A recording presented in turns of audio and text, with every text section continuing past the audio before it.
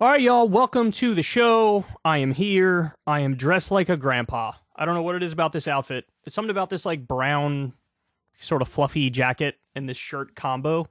Man, I look like my name is Horace, and I'm 87 years old. I'm on my old man flow today. But, nevertheless, I have an awesome show for you, regardless of the fact that I look like I drink prune juice and eat oatmeal daily. So we have a challenger to Josh Hawley. Josh Hawley is what I would call a fake populist. We have a real populist who's going to run against him. Got a brutal, devastating ad that he just released, basically launching his campaign.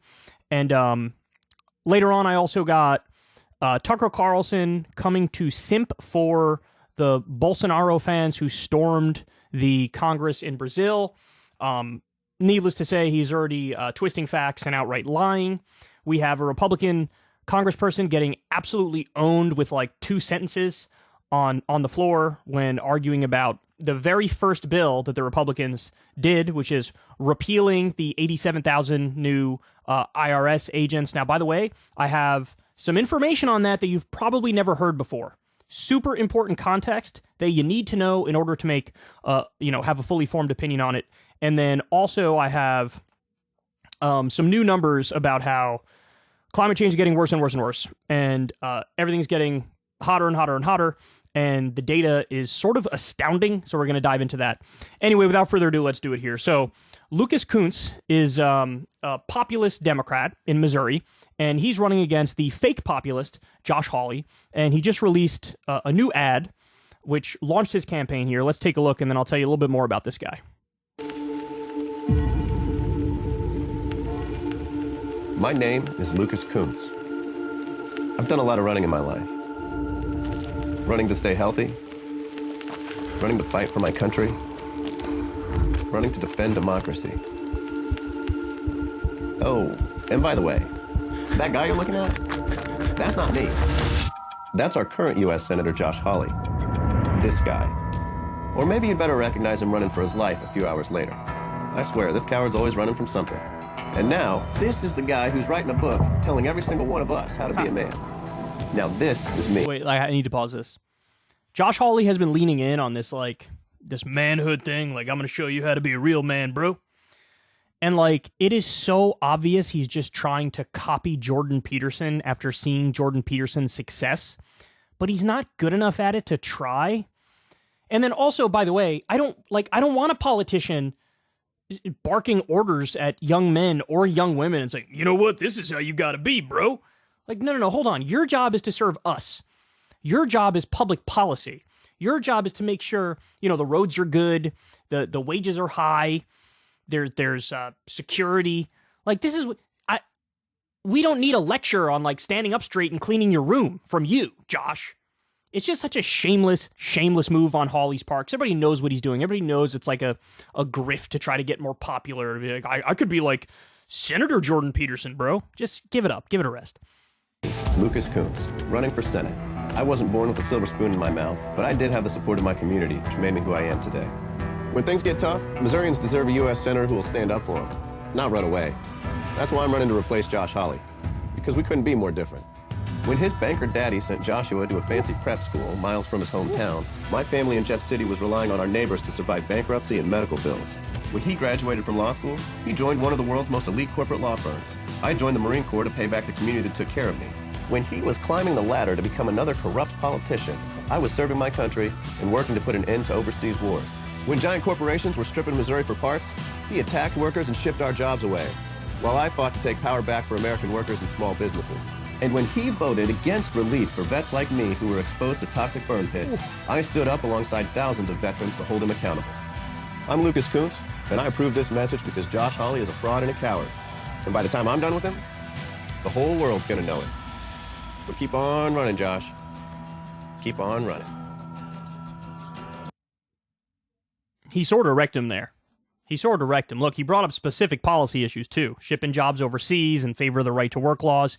Was one of the Republicans who voted against the toxic burn pits, the health care for veterans who were exposed to toxic burn pits. And remember, it took Jon Stewart naming them and shaming them very publicly to get all of the media on the right side of this, and then the Republicans folded. If it wasn't for that, they wouldn't have folded.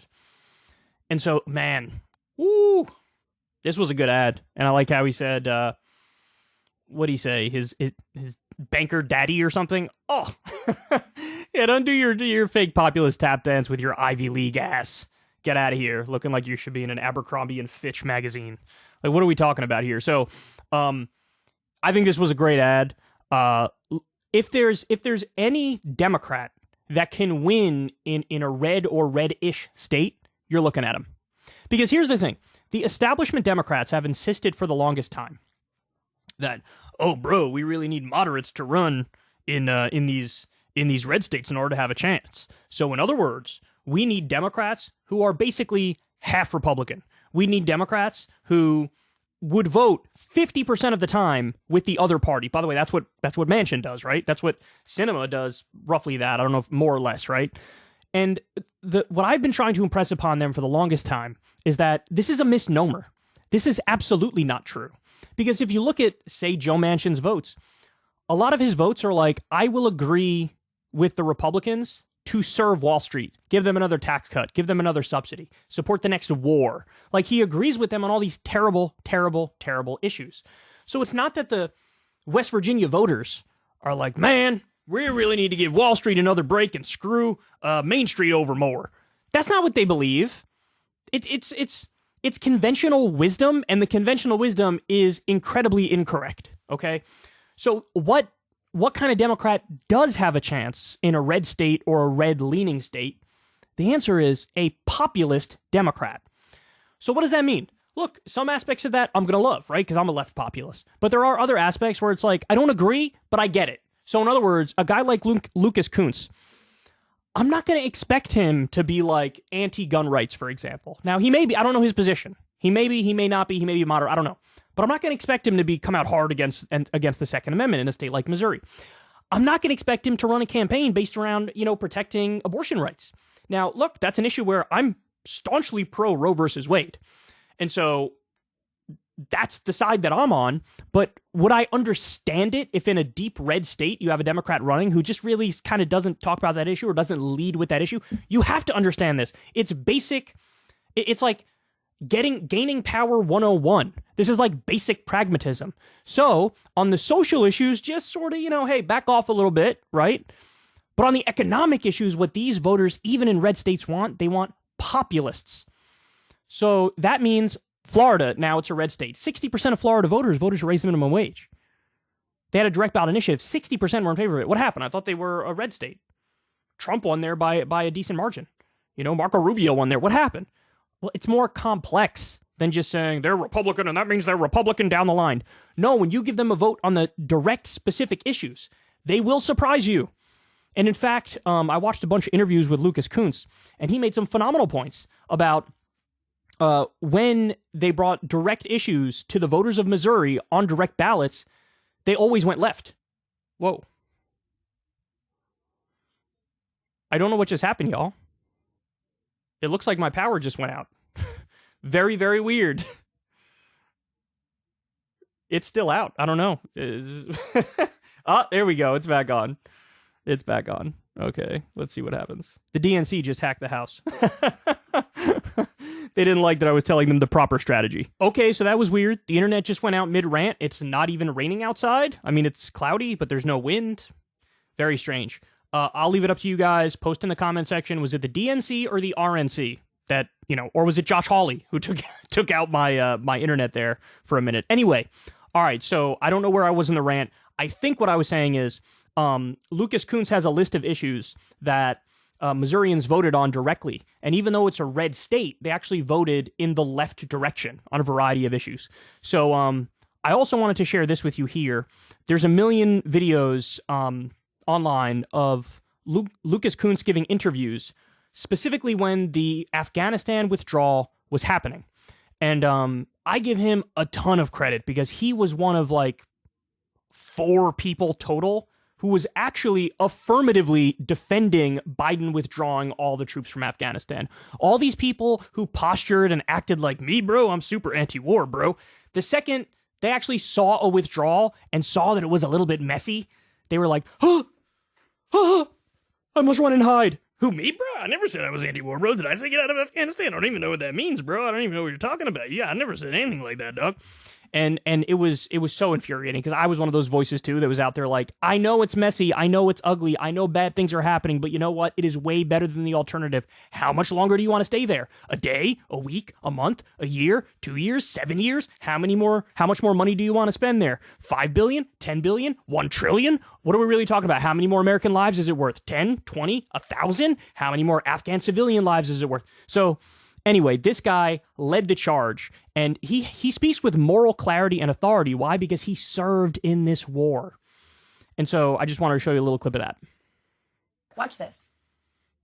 I mean, we've seen some of the best of the American people, especially in the last 2 weeks, some of the best of our troops on the ground and the heroic way they're carrying out this mission. But we've also seen some of the worst of American leadership. Do you agree?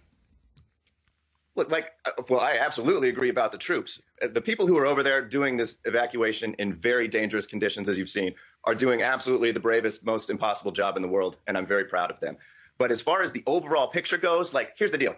All these people are playing the blame game right now over what's happening right now because they want to distract us from the fact that we spent 20 years, $2.3 trillion, and 2,500 U.S. service member lives over there for absolutely nothing. Like the same people right now who are saying one more day, one more month, one more dollar are the same people who said that for 20 years. And what we saw last week, that what that means is one more Marine. It means one more Marine over and over again. It reminds me of the saddest day of my entire life, which was standing on the flight line in Helmand, Afghanistan, in the middle of the night, watching the fallen body of one of the members of my battalion loaded onto a transport plane to go home.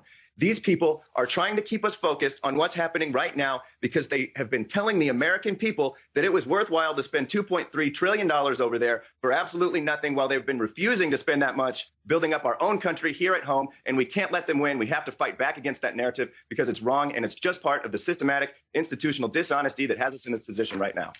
Damn. So, look, I'm sure I could find a number of issues where I don't agree with this guy, where I would critique him. But the fact of the matter is, when you compare him to Josh Hawley, it is night and day. Josh Hawley is a fraud.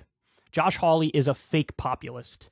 And I would much rather have this guy in there. So, look, I'm going to keep it real with you guys. He's got a difficult race ahead. He does. I think he's ran before and he lost. But you know what? I respect his tenacity. I respect that he keeps at it. I respect that he's putting front and center issues that I care about and that a lot of you care about.